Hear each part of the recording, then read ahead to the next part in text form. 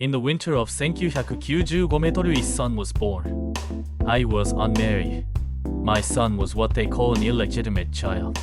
After giving birth, I begged my unsupportive parents to let me come home.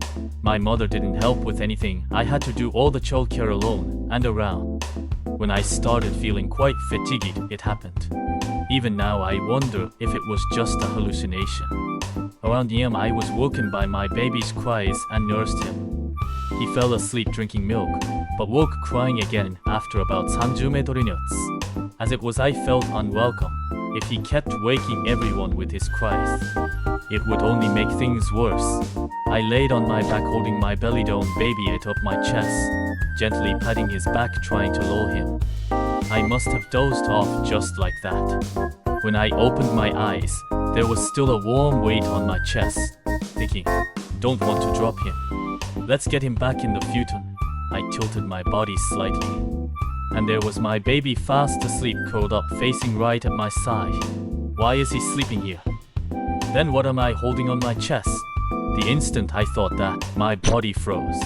I'd never experienced sleep paralysis before. It felt like my head and feet were tied with piano wire and pulled forcefully apart. My baby sleeping facing right stayed in sight the whole time. His neck started twisting toward me with a crick crick crick sound, as if on a winding key. I thought, scary. I don't want to see any more of this, but couldn't look away.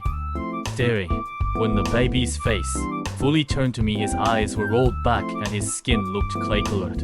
And there was a month's growth of hair on his head, like a samurai's top knot had come undone.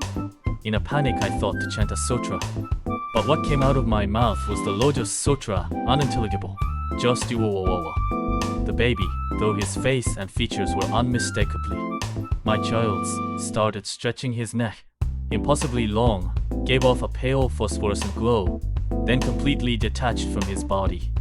He flew wildly around the room in figure eights at terrifying speed. At the same time, raucous masculine laughter echoed. Why couldn't my parents hear this from the next room? I thought, pleading silently for help. After that, I have no memory. I suppose I must have fainted. The next day, I hastily packed my things and escaped back to my own apartment. I didn't tell my parents, sure they wouldn't believe me anyway. After that, no more nightmarish things occurred, and in my daily life, I nearly forgot it all. 4 years passed. My cousin, though years my senior, got married. His wife S and I were close in age and quickly became good friends. She soon became pregnant and gave birth. Her baby was also a boy.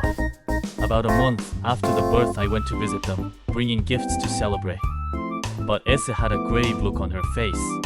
Hey, aru me? Promise you won't laugh if I tell you something? I replied, of course not. What is it? Hesitantly, she said. I want to believe it was just a dream.